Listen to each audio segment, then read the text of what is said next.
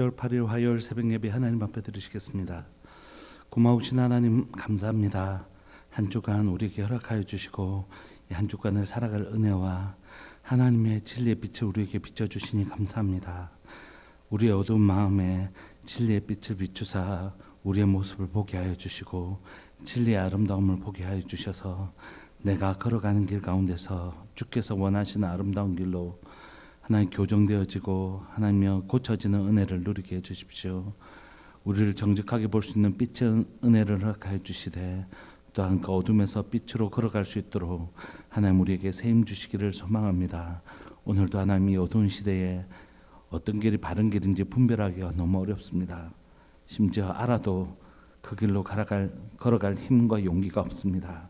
주님 우리에게 바른 길이 무엇인지 깨닫는 은혜를 주시되 그 바른 길로 걸어갈 수 있는 성령 하나님 우리 속에 깊은 감동과 하나님 인도하심을 누리게 하여 주옵소서. 오늘을 살아가는 우리 성도들에게 걸어가는 이 길에 후회가 남지 않도록 바른 길, 의의 길을 걸어갈 수 있도록 우리 성도들의 삶을 지키시고 보호하여 주옵소서. 사랑하는 예수님의 이름으로 감사하며 기도합니다. 아멘. 우리 찬송가 523장 함께 찬양 들으시겠습니다. 찬송가 523장입니다.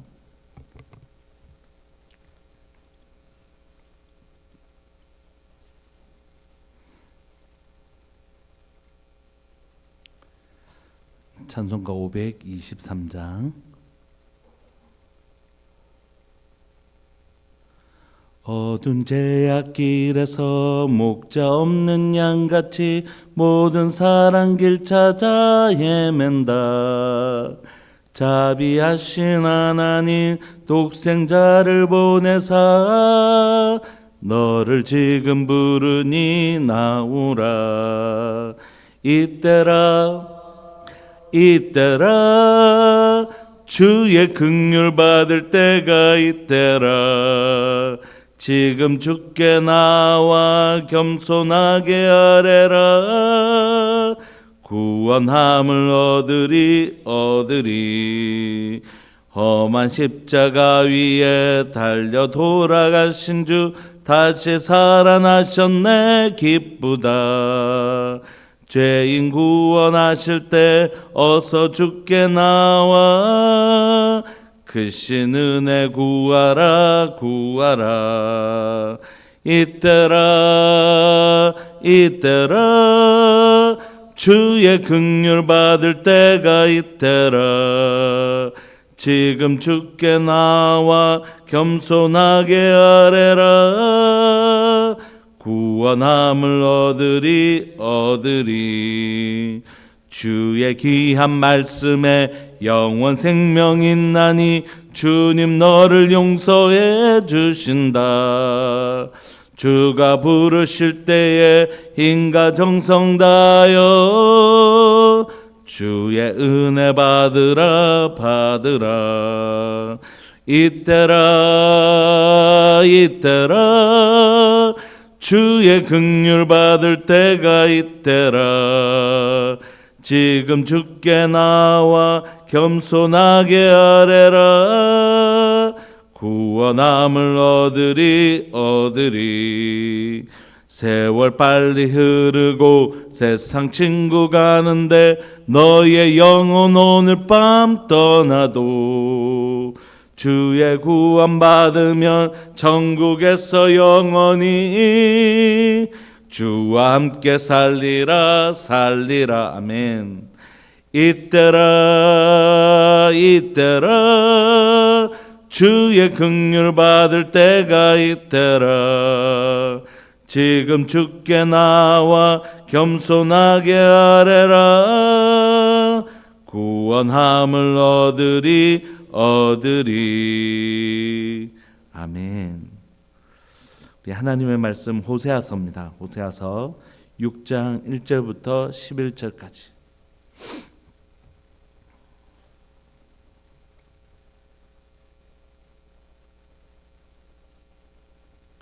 호세아서 6장 1절부터 11절까지. 우리 한 목소리로 합독하실까요? 시작. 오라 우리가 여호와께로 돌아가자. 여호와께서 우리를 찢으셨으나 도로 낫게 하실 것이요 우리를 치셨으나 싸매어 주실 것임이라. 여호와께서 이틀 후에 우리를 살리시며 셋째 날에 우리를 일으키시리니 우리가 그의 앞에서 살리라. 그러므로 우리가 여호와를 알자. 힘써 여호와를 알자. 그의 나타나심은 새벽빛같이 어김없나니 비와 같이 땅을 적시는 늦은 비와 같이 우리에게 임하시리라 하니라. 에브라임아 내가 내게 어떻게 하랴. 유다야 내가 내게 어떻게 하랴. 너희의 인애가 아침 구름이나 쉬 없어지는 이슬 같도다. 그러므로 내가 선지자들을 그들을 치고 내 입의 말로 그들을 죽여노니 내 심판은 빛처럼 나오느니라. 나는 인애를 원하고 제사를 원하지 아니하며 번제보다 하나님을 아는 것을 원하노라. 그들은 아담처럼 언약을 어기고 거기서 나를 반역하였느니라. 길앗은 악을 행하는 자의 고울이라. 빛 발자국으로 가득 찼도다. 강도 때가 사람을 기다린 같이 제사장의 무리가 세겜길에서 살인하니 그들이 사악을 행하였느니라. 내가 이스라엘 집에서 가정한 일을 보았나니 거기서 에브라임은 음행하였고 이스라엘은 더럽혀졌느니라. 또한 유다여 내가 내 백성의 사로잡힘을 돌이킬 때에 내게도 추수할 일을 정하였느니라. 아멘.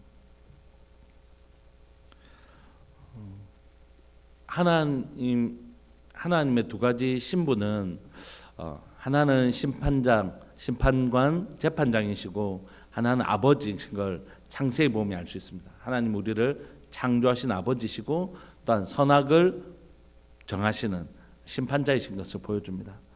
심판자로서는 심판자라는 신분으로부터 나오는 하나님의 성품은 공의이시고 아버지로서의 신분에서 나오는 성품은 자비와 사랑입니다.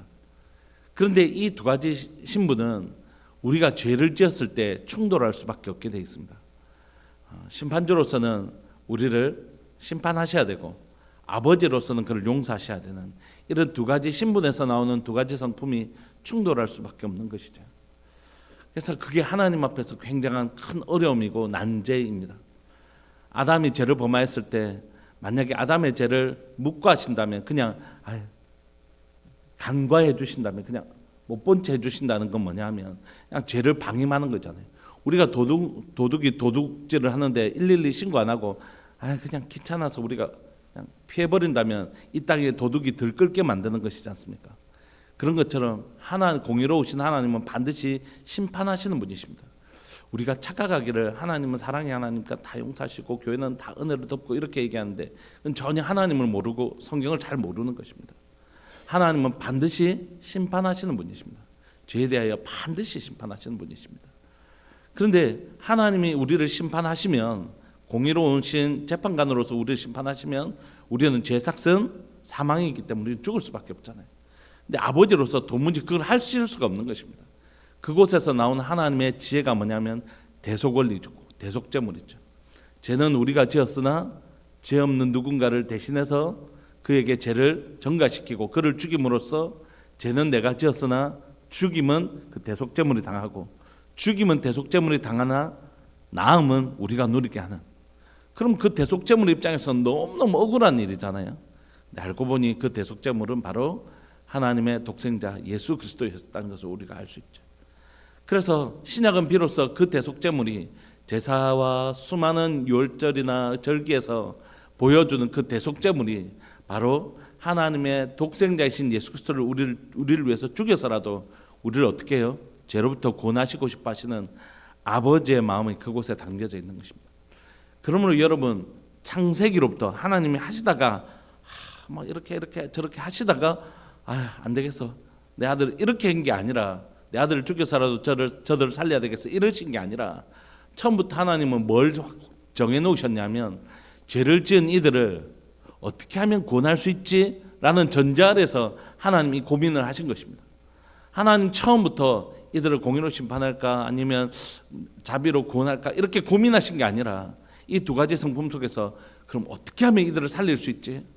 하나님의 공의로움과 하나님의 자비를 다 포기하지 않으시면서도 어떻게 하면 살릴 수 있지 생각하시다가 아들을 죽기까지 우리를 위한 대속 원리를 생각해내신 것이죠. 그러므로 하나님은 처음부터 우리를 뭐하고 싶어 하시는 분이시냐면 살리고 싶어 하시는 분이십니다.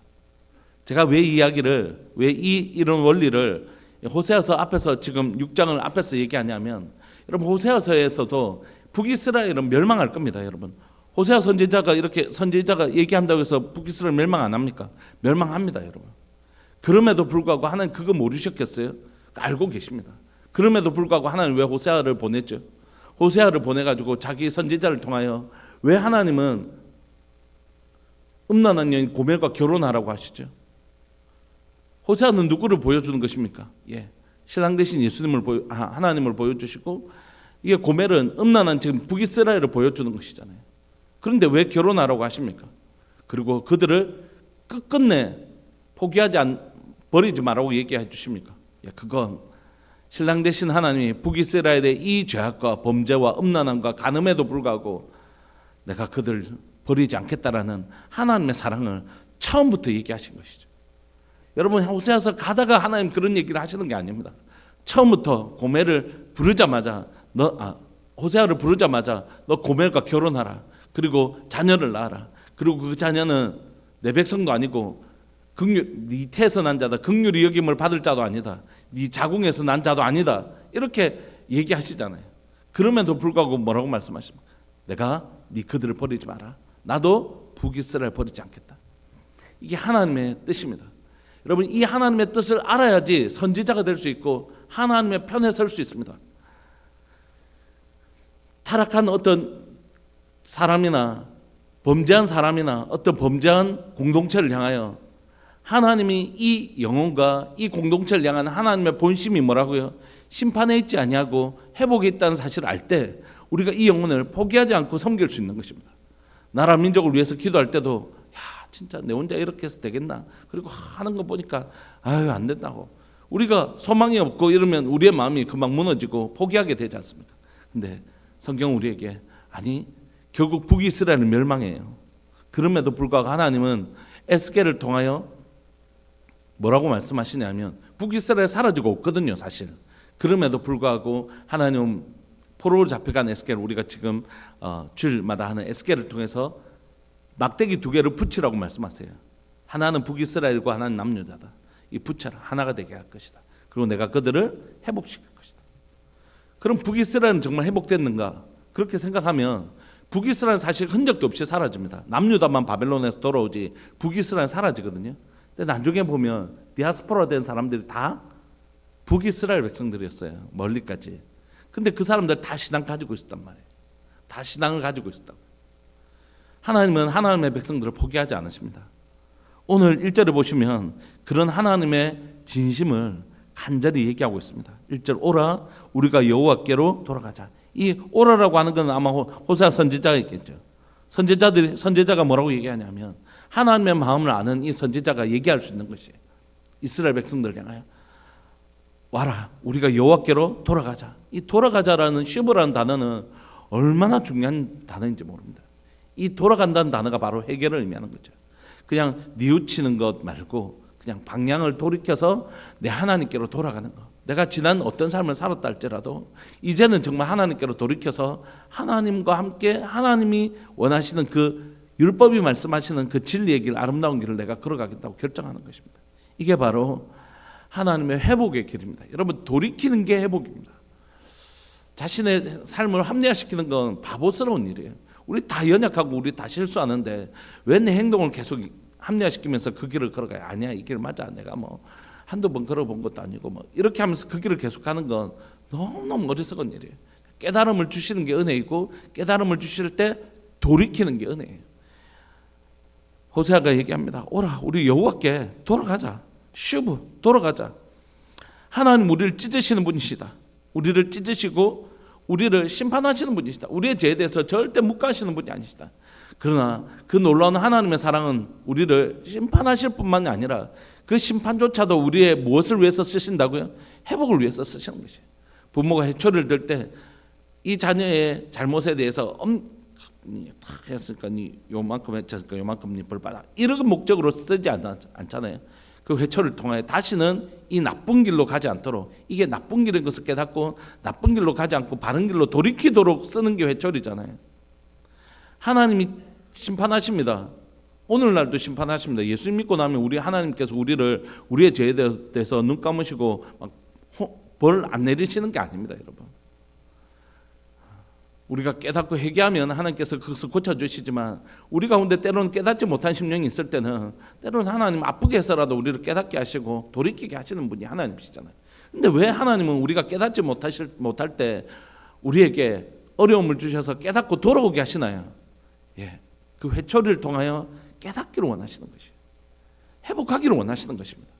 그러므로 오늘날 우리가 죄를 지으면 예수님 믿기 때문에 나는 이제 뭐 벌 안 받는다 이런 생각은 굉장히 성경에 근거도 없고 아무런 근거도 없는 생각입니다. 하나님 오늘도 우리에게 우리의 잘못에 대해서 여전히 심판하시는 분이시고 그럼에도 불구하고 하나님의 뭐를 잊지 않으신다고요? 하나님의 긍휼과 자비를 잊지 아니하시는 우리의 좋은 아버지시라.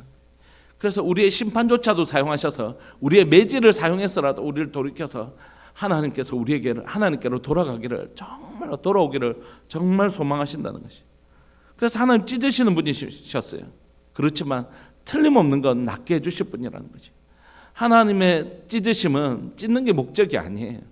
그건 깨닫고 돌아오게. 너 지금 이 상태가 정상적인 상태가 아니다. 너희들 이게 지금 바른 상태가 아니다. 너희들 정말 돌아와야 된다. 깨닫고 돌아와야 된다. 하나님 그것을 깨닫게 하시려고 도무지 깨닫지 못하니까 이 어려운 시간들을 통해서라도 깨달으라고 찢으시는 것이죠. 그러나 분명한 하나님의 의도는 도로 낫게 하실 것이라는 것이. 하나님 우리를 치시지만 그게 궁극적인 목적은 절대 아니라는 것이. 뭐라고요? 싸매어 주실 것이라는 것입니다. 하나님의 회복하심에 대해서 호세아는 계속해서 이스라엘 백성들에게 우리는 이제 끝났다 이렇게 생각하지 않도록 하나님은 끊임없이 하나님의 본심을 얘기하십니다. 여호와께서 이틀 후에 우리를 살리시며 셋째 날에 우리를 일으키시니 이틀이나 셋째 날이 무슨 특별한 영적 의미가 있는 게 아닙니다. 오늘 벌을 주시면 하나님 오래 참으시지 않는다는 것이 내일 바로 그 다음날 바로 우리를 회복시켜 주신다. 하나님은 우리의 고통을 오래 지켜보실 수 있는 분이 못 되신다. 이렇게 얘기하는 것입니다. 여러분 혹시 여러분들 자녀들 혼내보신 적이 있으시죠?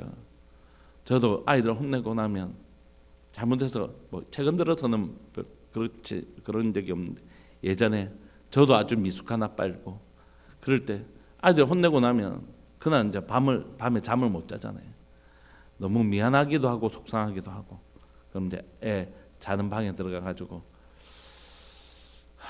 잘못해서 뭐라 했긴 했지만 이게 정당한 방식이었는가, 정당한 정도였는가 이런 고민들을 하죠. 그러면서 내 방법이 과연 옳았을까? 그리고 이 잘못에 대해서 이만큼 혼내는 게 적당한 수준이었을까? 그런 고민들을 하고 아이한테 미안하기도 하고 또 기도하기도 하고 그런 시간들을 보냈지 않습니까? 하나님은 우리의 죄에 대해서 심판하시지만 오래 못 참아내시는 거예요. 이틀 후에 우리를 살리시고 셋째 날에 우리를 일으키시는 우리의 아픔에 대하여 오래 견디지 못하시는 하나님의 모습을 우리에게 보여줍니다. 그가 우리를 일으키시고 우리를 살리시기 때문에 우리가 그의 앞에서 살리라. 여러분 우리가 그의 앞에서 산다는 건 하나님의 얼굴 앞에서 사는 것이죠. 하나님의 임재 앞에서 사는 것입니다. 북이스라엘 적은 하나님의 임재를 잃어버린 상태잖아요. 여러분 생명은 무엇입니까? 그건 영생은 곧 유일하신 우리 하나님과 그의 보내신 자 독생자를 아는 것입니다. 이 아는 것이란 단어가 뭐냐면 여러분 지겹도록 들으셨겠지만 기노스코입니다. 이건 인격적으로 알아가는 것이에요. 우리가 같이 살면서 이렇게 이력서를 쭉 외워서 이 사람은 몇 년에 태어났고 몇 년에 학교를 갔고 이렇게 아는 게 아니라 살아보니까 이 사람 참 괜찮은 사람이네 이렇게 아는 것, 이걸 기노스코라고 합니다. 그러니까 이 기노스코라는 건 어떻게 3절에 보시면 그러므로 우리가 여호와를 알자, 이게 히브리어로 야다인데요. 이 야다가 헬라어로 번역되면 기노스코가 되는 것입니다. 그러니까 야다는 경험을 통하여 알아가는 것, 그걸 말하는 것입니다. 그런데 하나님을 경험해서 아는 건 뭡니까? 만나야지 경험해서 알 수 있죠. 그게 뭐냐면 바로 하나님의 임재 앞에서 아는 것입니다. 우리가 그의 앞에서 살리라. 그러므로 우리가 여호와를 알자. 힘써 여호와를 알자. 이렇게. 여러분 하나님을 아는 것이 곧 생명입니다. 하나님을 알아야 살 수 있고 하나님을 아는 게 영생입니다. 요즘 제가 너무 많은 설교를 했는데도 정작 제 자신에게 다시 한 번 더 설교하는 게 있는데 뭐냐면 이 물이 아무리 나를 시원하게 해줄 것이라는 걸 알아도 마셔야지 시원해지는 것처럼 하나님의 임재가 우리를 살린다는 거 아무리 알아도 소용없습니다. 그러니까 그 예배를 드려야 되는 것이죠. 그러니까 예배 가운데 하나님 이것에 자정하여 주셔서 내 마음을 만지시고 내 마음을 새롭게 하시는 성령의 역사하심을 그 경험하는 순간, 그분과 인카운트가 일어나는 순간, 그러니까 단순히 머리로 아는 것으로, 여러분 이스라엘 백성들은 태어나면 그냥 모세오경을 외우는 사람들입니다. 그러니까 하나님의 말씀을 모르는 사람들이 아닙니다. 기계적으로 아는 것에 대해서는 우리보다 훨씬 더 잘 아는 사람입니다. 그러나 진짜 여호와를 알자, 힘써 여호와를 알자라고 얘기한 이유는 뭐냐면, 그 하나님을 예배하면서 하나님의 임재 안에서 그분을 경험하고 알아가는 진짜 체험적인 삶을 말하는 것이에요. 그러면 여러분, 저나 여러분들이나 어쩌면 우리가 하나님의 말씀을 잘 아는 북이스라엘 백성들과 같을지 모릅니다. 우리에게 지금 필요한 건 하나님을 아는 것, 지적으로 하나님을 아는 것 필요하지만, 우리가 지난주 에스겔에서 배웠던 것처럼 에스겔에게 하나님의 말씀을 어디까지 먹으라 했다고요? 배와 창자까지요. 이게 바로 심령이 있는 곳이거든요. 유대인들에게는 막 가슴이 뭐 아픈 일이 생기면 우리는 가슴이야, 이렇게 마음이 너무 아파. 서구 사람들에게는 마음이 아프다. 그들은 머리가 아프니까. 유대인들은 배가 아픈 거예요. 누군가를 너무 걱정하다 보면 막 이게 아파갖고 아파 이렇게 하는 거죠. 그래서 그들은 창자에 우리의 심령에 가장 깊은 자소가 있다고 생각했습니다. 그러니까 거기까지 말씀을 먹으라는 것이. 그건 무엇입니까? 말씀이 완전히 내 삶에 녹여진 것입니다. 완전히 말씀이 녹여진 것입니다. 소금물이 아직 녹지 않고 알갱이로 있을 때는 이 물이 소금물이긴 하지만 마시면 아직 별로 짜지 않지만, 그 소금이 완전히 녹아졌을 때, 소금이 흔적도 보이지 않았을 때 그 물이 오히려 소금물이 마시면 짜 이렇게 되는 거죠. 하나님의 말씀이 그냥 외워서 그냥 아는 거 필요하지만 그게 아니라 그 외웠던 말씀이 내 삶에 완전히 녹아졌을 때, 그때 비로소 나는 그 맛을 내는 진짜 하나님의 사람이 되는 것이죠. 오늘 진짜 우리가 나아가야 될 길은 그 길이라는 것이에요. 율법화되어지고 관습화되어지고 종교화된 이 하나님의 말씀이 아니라 생명이 된 말씀, 내 가운데 생명이 되고 진리가 되고 능력이 되어서 완전히 내 인격에 완전히 녹아져 있는 하나님의 말씀. 우리에게 여호와를 알고 힘써 여호와를 아는 것이 필요합니다. 이게 바로 북이스라엘이 살 수 있는 유일한 길입니다. 여러분, 호세아서의 주제는 결국 이거 아닙니까? 하나님께로 돌아가자, 그분의 임재 앞에서 살자. 우리가 그래서 그분을 다시 배우자. 우리 하나님 정말 이러신 분이시지. 하나님은 이렇게 고백하고 있습니다. 그의 나타나심은 새벽빛같이 어김없나니 비와 같이 땅을 적시는 늦은 비와 같이 우리에게 임하시리라 하니라. 여러분, 빛은 어둠을 끝내는 것이지 않습니까? 비는 마른 땅을 끝내는 것이지 않습니까? 가뭄을 끝내는 것. 여러분, 어둠과 가뭄은 신명기에 다 죄에 대한 결과물이었잖아요. 하나님 그걸 끝내시는 분이십니다. 우리에게 오셔서 여러분들의 어두운 밤을 끝내주시는 분이시고, 우리 주님은 우리에게 찾아오셔서 우리의 깊은 목마름을 끝내주시는 새벽빛 같은 분이시고, 우리에게 늦은 비와 같은 분이 되시는 것이에요. 늦은 비에 추수하잖아요. 추수. 하나님 오늘 우리에게 그렇게 찾아오시기를 기뻐하시는 분이십니다. 우리에게 우리의 어둠을 끝내주시고 우리의 목마름을 끝내주시는. 4절, 에브라임은 북이스라엘을 대표하는 지파, 북이스라엘을 가리키는 단어거든요. 북이스라엘아 내가 내게 어떻게 하랴, 유다야 내가 내게 어떻게 하랴. 너희의 인애가 아침 구름이나 쉬 없어지는 이슬 같도다. 인애라는 헤세드라는 단어는 여러 가지로 해석되어지는데, 자비, 긍휼, 하나님의 성품을 나타내는 단어입니다. 그런데 이스라엘 백성들에게는 하나님의 이런 성품이 하나도 없는 것이에요. 하나님의 이런 성품이 하나도 없는 것입니다. 잔인함, 악함 이런 것만 있지, 긍휼히 여기고 사랑하고 이런, 이 인애는 하나님을 향한 인애도 없고 자기 백성들을 향한 인애도 없고, 그런 상태가 북이스라엘입니다. 그래서 5절, 그러므로 내가 선지자들을 그들을 치고 내 입의 말로 그들을 죽였노니 내 심판은 빛처럼 나오느니라. 이 북이스라엘 백성과 남유다가 하나님을 향한 인애도 없고 하나님을 향한 사랑도 없고, 하나님을 향한 사랑이 없으니까 말씀대로 살지 않는 것이. 그러니까 하나님의 말씀을 전하러 온 선지자들을 막 때리고 괴롭히는 것입니다. 그리고 자기 백성들도 사랑하지 않고. 그런데 주님은 6절에 이렇게 말씀하십니다. 난 인애 원한다, 제사 원하지 아니하고.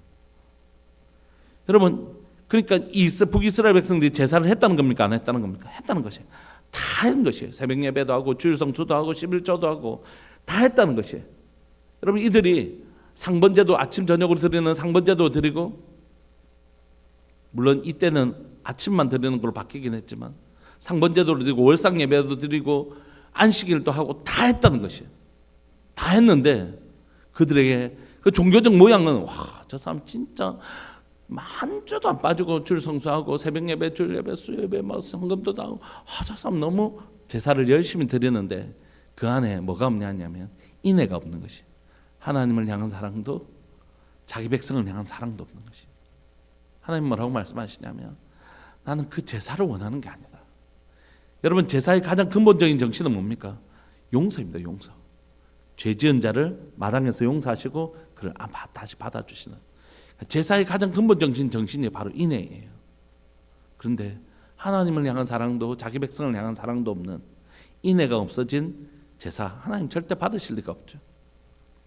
하나님은 인애를 원하지 않고 인애를 원하고 제사를 원하지 아니하십니다. 번제보다, 제사보다, 제사를 대표하는 번제보다 하나님을 아는 것, 하나님이 어떠신 분인지 알아가는 것, 그분을 맛보아하는 것, 하나님이 얼마나 죄를 미워하시고 하나님 얼마나 우리를 다시 만나고 싶어 하시는지, 하나님의 뜻대로 살아가서 우리가 그 진리 안에서 행복해지는 것, 자기 백성들과 함께 이루어가는 하나님의 아름다운 나라, 그 하나님을 아는 것을 번제보다 훨씬 더 하나님은 원하신다는 것이에요. 여러분, 오늘날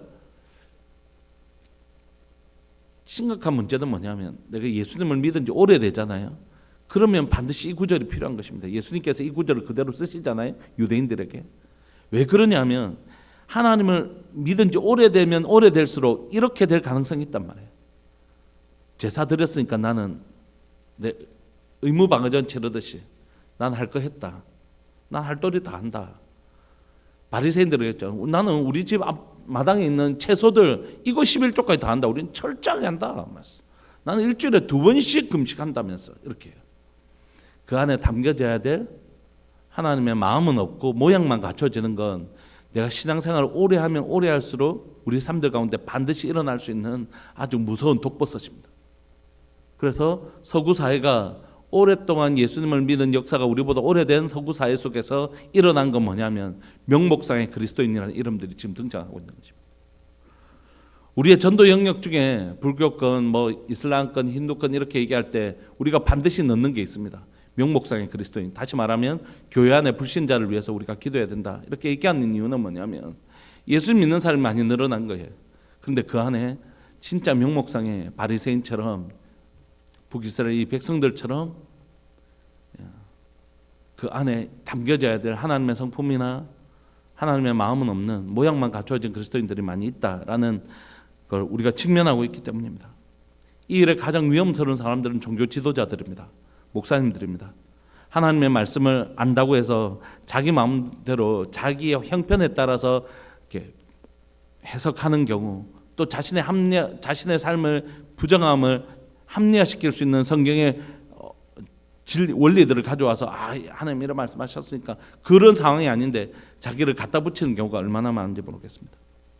세습은 절대 안 되는 일이지만 그들은 이상한 원리를 가져와서, 제사장도 아들이 됐다, 이런 이상한 논리를 가져와서 만들어 버리기도 하고, 우리의 죄악에 대해서 자신들이 알고 있는 그 이상한 원리들을 가져와서 그걸 합리화시키거든요. 그러니까 제일 위험한 사람들이 뭐냐면, 하나님의 말씀을 오래 믿은 사람, 그리고 하나님의 말씀을 공부한 사람, 하나님의 말씀을 생명으로 받아들이지 아니하고 공부한 사람들, 저 사람들이 위험한 것입니다. 그러니까 저 같은 사람은 위험한 것이죠. 습관적으로 설교하고, 습관적으로 눈 뜨면 설교해야 되고, 눈 뜨면 예배 드려야 되고 하는, 그래서 그것이 제 가운데 생명이나 감격으로 오지 아니하고 습관과 모양으로 하는, 눈 뜨면 직장 가야 되는 직장인들처럼 그렇게 되면 이제 정말 위험한 길로 가는 것입니다. 북이스라엘 백성들은 그랬습니다. 하나님은 인애를 원하시는데 그들은 제사만 드리고 있었고, 하나님을 아는 것을 정말 원하셨는데 그는 번제만 드리는 것으로 자신이 행할 바를 다 행한다고 얘기했습니다.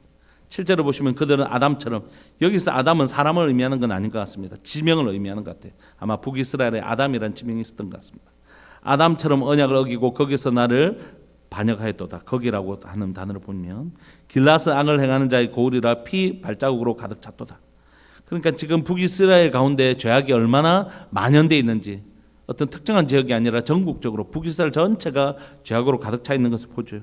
9절을 보시면 강도떼가 사람을 기다린 같이 제사장의 무리가 세겜길에서 살인하니, 이 세겜 땅이라는 건 북이스라엘이 시작할 때 세겜 땅에서 시작했지 않습니까? 제사장의 무리가 이곳에서 살인하고 사악을 행하는, 실제로 사람을 죽였다는 뜻이라기보다는 악을 행하는 그들의 모습들을 지역에 가리지 않고 계층에 상관없이 인애를 원하고 하나님 아는 것을 원하는 것과 달리 언약을 어기고 반역하고 악을 행하고 피 발자국으로 가득 차고 살인하고 사악을 행하는 북이스라엘의 모습을 적나라하게 얘기하고 있는 것입니다. 10절 내가 이스라엘 집에서 가정한 일을 보았나니 거기서 에브라임은 음행하고 이스라엘은 더럽혀졌고, 또한 유다여 내가 내 백성의 사로잡힘을 돌이킬 때에 내게도 추수할 일을 정하였느니라. 내가 포로된 내 백성을 회복시킬 때 유다 내게도 또한 추수할 때를 정해놓았다. 이렇게 얘기하시는 거죠. 사랑하는 여러분, 하나님은 오늘도 하나님의 성품을 오해하면 안 됩니다. 북이스라엘 성전은 절대 멸망하지 않을 것이다 이렇게 생각했던 남유다 백성들의 이상한 믿음처럼 교회는 항상 옳고 교회는 절대 하나님 심판하지 않으신다 이렇게 생각하는 건 굉장히 위험한 생각입니다. 여러분, 성전이 무너질 수 있습니다. 예루살렘 성전은 그들에게 하나님 계신 곳이었기 때문에 절대 무너질 수 없는 곳이었어요. 그러나 성전이 무너집니다. 교회가 악을 행하면 하나님 교회를 심판하십니다. 교회가 어쩌면 바벨론 포로로 잡혀가는 것처럼 하나님은 우리를 바닥으로 치실지도 모릅니다. 우리가 깨닫지 못하면. 우리도 얼마든지 바벨론 포로로 잡혀가는 것처럼 이 땅이 다시 교회가 핍박받는 구조로 갈 수도 있습니다. 그러기 전에 하나님은 호세아 선지자를 보내셔서 깨닫기를 원하셨던 것처럼 오늘 또 우리에게 그렇게 얘기하신다고 생각합니다. 우리가 읽으면서 알잖아요. 북이스라엘 못 깨닫는다. 어쩌면 이 설교를 하는 호세아도 너무 잘 알고 있었을 거라고 생각해요. 어쩌면 그게 너무 두려운 일인 것 같습니다. 성도들을 향하여 저 삶을 향하여 얘기해도 여전히 깨닫지 못하는 우리 자신을 발견할 때 그때 참 두려움이 있는 것 같습니다. 그럼에도 불구하고 이런 이스라엘 백성들이 북이스라엘 결국 악수에 의해서 망할 것이지만 하나님 다시 이들을 회복시키시는 하나님의 거룩한 열심을 포기하지 않으신다는 거죠. 늘 언제나 사람이 소망이 된 적이 한 번도 없습니다. 늘 그런 우리를 포기하지 못하시는, 결국 아들을 십자가에 달리시는 그분의 사랑이 우리의 소망 되시는 거죠. 우리 시간 함께 기도하고 싶습니다. 결국 깨달아야 사는 것입니다. 돌이켜야 사는 것입니다. 하나님을 진짜 그 거룩한 빛 앞에서 내 자신을 깨닫고 그 거룩한 빛 앞에서 하나님 어떠신 분인지 진짜 알아가는, 지적으로 알아가는 것이 아니라 내 배와 창자에까지 하나님의 말씀을 채워서 하나님을 정말 인격적으로 알아가고 하나님 정말 그렇게 알아가는 역사가 일어나야 우리가 살 수 있습니다. 오늘 이 시간 우리 기도하고 싶습니다. 하나님, 혹시 내가 발목 가운데 물이 들어갔는데 나는 이미 다 안다 이렇게 생각한다는 마음이 있다면 주님 저를 불쌍히 여겨주시고 깨닫게 하는 역사가 일어나셔서 내 전신이 성령의 깊은 임재 가운데 들어가서 그때 발견되어지는 건 뭡니까? 사도 바울이나 이사야나 다 고백하는 건 자신이 얼마나 죄악된 것인 것을 아는 것이, 이게 바로 하나님의 임재 안에 들어갔을 때의 특징입니다. 베드로가 그랬잖아요. 하나님 예수 그리스도를 만났을 때 나는 죄인으로서이다 나를 떠났소서. 이게 하나님의 임재 안에 있는 특징이거든요. 하나님의 임재 안에 있는 사람들은 반드시 이 현상이 일어납니다. 나는 죄인입니다. 주님, 죄인인 내가 여호와의 영광을 배웠습니다. 나는 이제 오호라 나는 망하게 되었도다. 이게 하나님의 임재 안에 들어간 사람들이에요. 우리 시간 기도합시다. 하나님 나를 데려가 주십시오. 하나님의 그 밝은 빛 앞에 데려가셔서 내 모습을, 내 정체를 정직하게 보게 하여 주시고 여기서 다시 돌이키는 은혜, 자비 하나님, 나를 이렇게 이 죄악된 나를 용서하셨던 하나님이 이 내 사랑하는 이웃들, 또 내가 살아가는 이 사회와 민족과 나라를 그 놀라운 긍휼로 품어주실 것이라, 그때 진짜 알아가는 것이거든요. 그 놀라운 깨달음의 역사가 호세아서를 읽어나가면서 우리 모두에게 하나님 얼마나 우리가 돌아오기를 원하시는지, 하나님을 알기를 원하시는지 깨닫고 이 죄악으로부터 우리를 회복하기를 원하시는 그 하나님의 진심 앞으로 우리가 함께 좀 걸어가고 싶습니다. 우리 사랑하는 주님의 이름을 크게 부르시면서 하나님 이 깨달음의 은혜를 우리에게 허락하여 주옵소서. 우리 주님의 이름을 크게 부르시면서 우리 기도하면서 나갑시다. 기도하시겠습니다. 주여, 살아계신 하나님 아버지, 역사하시는 하나님 감사합니다. 오늘 또 이 새벽에 하나님, 내가 내 자신을 정말 알기를 원합니다. 하나님, 내가 내 자신을 묵상하고 내 자신을 성찰한다고 해서 나를 알아가는 것이 아니라 하나님 빛 앞에 나아갈 때 비로소 나를 깨닫게 알게 되고 제 자신의 정체를 알게 되는 줄 믿고 고백합니다. 하나님, 제가 제 자신을 숨기고 제 자신을 합리화시킨다고 할지라도 그 빛 앞에서는 만물을 상관하시는 자의 앞에 벌거벗은 같이 드러나는 것처럼 그 진리의 빛 앞에 나아갈 때 비로소 나는 하나님 내 모습이 어떤 것인지 정직하게 깨닫는 줄 믿고 고백합니다. 살아계신 하나님 아버지, 역사하시는 하나님, 오늘 이 시간 간절히 바라고 소망하는 것은 하나님이여, 주의 진리의 빛 앞에서 하나님이여, 숨길 수 없는 그 빛 앞에서 제 자신이 노출되어지기를 원합니다. 그 앞에서 제가 하나님 벌거벗은 자와 같이 드러나기를 원합니다. 하나님, 저희 연약한 모습을 보게 하여 주시고 저희 죄악된 모습을 보게 하여 주셔서 하나님이여, 그냥 감추고 그냥 합리화시키는 것으로 내 죄가 덮어지는 것이 아니라 하나님, 내 죄가 정직하게 드러나고 하나님 회개하는 것으로 하나님이여, 주님 앞에서 회복되기를 원합니다. 주님, 저희 죄를 용서해 주시고 저희 죄악된 것을 용서해 주시고 제 속에 하나님이여, 이기적인 마음과 제 사가 가운데 교만한 마음과 음란한 마음들과 하나님, 여전히 하나님이여, 하나님의 그런 마음들이 있음을 정녕 하나님 앞에 고백합니다. 주님, 저희 죄를 용서해 주시고 저희 음란함을 씻어 주시고 하나님 한 분만 사랑하는 마음 허락하여 주시고 하나님, 세상을 겸하여 섬기면서 여전히 하나님 한 분만 사랑하는 것처럼 나를 포장하고 나를 교만하게, 하나님이여, 나는 마치 의의 길을 걸어가는 사람들인 것처럼 하나님 그렇게 말하는 저희 하나님 연약함을 주님 앞에 꺼내어 놓습니다. 주님, 저희 죄를 용서해 주시고 깨끗하게 하여 주시고 순결하게 하여 주시기를 소망합니다. 주님, 회복되기를 원합니다. 그리고 하나님의 저를 회복시켜 주시는 주님을 정말 보고 알기를 원합니다. 그리고 하나님이여, 하나님 회복된 자로서 내가 정말 하나님의 그 놀라운 사랑을 받은 자로서 하나님이여, 이웃들에게 또 하나님의 공동체를 향하여 선포하고 또 기도할 수 있는 자 되기를 원합니다. 나는 깨끗한 자여서 그렇게 외치는 것이 아니라 나도 똑같이 죄인이었고 그런 나를 용서해 주신 하나님의 용서를 받았기 때문에 얘기할 수 있는 하나님의 놀라운 메시지와 또 하나님이여, 나도 그런 똑같이 죄인이었기 때문에 기도해 줄 수 있는 하나님이여, 그 중보의 기도가 우리 가운데 있기를 간절히 바라고 소망합니다. 살아계신 하나님 아버지, 오늘 이 시간 저를 예수님의 보혈 씻으시고 거룩한 불로 태우시고 빛으로 어둠을 몰아내어 주시기를 소망합니다. 주님, 우리 모두가 하나님 이곳에 있는 하나님의 예배를 드리는 모든 분들에게 빛의 역사가 있기를 소망합니다. 우리에게는 하나님의 스스로 깨달을 수 있는 능력이 없음을 고백합니다. 어둠에 있는 자는 아무리 하나님의 얼굴이 더러워져도 그 어둠 앞에서는 자신을 깨달을 수 없는 것처럼 우리에게 필요한 것은 오늘 진리의 빛이고 하나님의 은혜의 빛인 것을 고백합니다. 살아계신 하나님 아버지, 우리를 긍휼히 주시고 이 하나님의 어둠의 시대에 하나님의 우리에게 빛을 비춰주사 이 어두운 시대를 살아가는 우리에게 있는 하나님의 죄악들을 발견하게 하여 주시고 회개하며 돌이키는 은혜를 우리에게 허락하여 주시기를 소망합니다. 지금은 하나님의 은혜를 바랄 때요, 정말 지금은 은혜를 바랄 때요, 지금은 돌이켜야 될 때인 줄 믿고 고백합니다. 누군가를 비난하고 정죄할 때가 아니라 정직하게 자신을 성찰하고 하나님의 그 빛 앞에서 나를 돌아보고 회개하며 주여, 주의 긍휼을 베푸시는 주님을 발견하고 하나님, 그 주님 나를 용서해 주신 하나님, 사랑하는 하나님이여, 하나님의 저분도 용서해 주시고 하나님, 우리의 교회도 하나님, 우리가 사는 이 민족과 나라도 하나님이여, 깨달음 없는 나에게 찾아오셔서 깨닫게 해주시고 용서해 주셨던 주님, 우리에게 그 은혜를 베풀어 주옵소서. 하나님이여, 진리로 돌이키는 역사가 하나님이여, 제 개인의 삶 가운데 일어날 뿐만이 아니라 사랑하는 하나님이여, 저희 가정 가운데 일어날 뿐만이 아니라 저희 교회 가운데 일어날 뿐만이 아니라 이 나라의 민족 가운데서 정말로 진리로 돌이키는 하나님의 놀라운 역사가 일어날 수 있도록 하나님이여, 이 나라의 민족을 긍휼히 여기시고 하나님 불쌍히 여겨주시기를 주님 간절히 바라고 소망합니다. 주님, 우리에게는 오늘도 진리의 빛이 필요하고 우리를 포기하지 아니하신 아버지의 긍휼이 필요합니다. 오늘 이 시간 찢으시되 낫게 하시는, 치시지만 싸매어 주시는 그 아버지께로 돌이키는 놀라운 하나님의 그 인애와 자비를 믿는 그 믿음 가지고 돌이키는 은혜가 여기에 예배 드리는 모든 분들 가운데, 영상을 통해서 예배를 드리는 모든 분들 가운데 일어날 수 있도록 주님 은혜 내려 주옵소서. 사랑하는 예수님의 이름으로 감사하며 기도합니다. 아멘.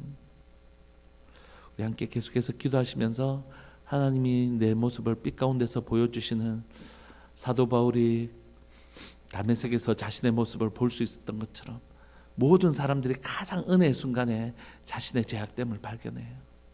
그 은혜가 우리에게 있기를 간절히 바라고 소망하고, 우리의 가정과 우리가 살아가는 이 민족과 나라가 그 빛 앞에서 노출되어지는 은혜가 있기를 소망합니다. 우리 시간 함께 그 아름다운 인의 성품을 붙들고, 하나님의 인의 성품을 붙들고 우리 함께 걸어갔으면 좋겠습니다. 기도하시겠습니다.